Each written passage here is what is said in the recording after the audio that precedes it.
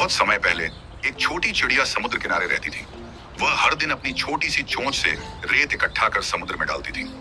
एक दिन समुद्र ने पूछा, तुम ये क्या कर रही हो? चिड़िया ने जवाब दिया, तुमने मेरे घोंसले को अपनी लहरों से बहा दिया था, अब मैं तुम्हें सबक सिखाऊंगी। समुद्र हंसने लगा, तुम इतनी छोटी हो, मुझ जैसे विशाल समुद्र को कैसे हराओगी?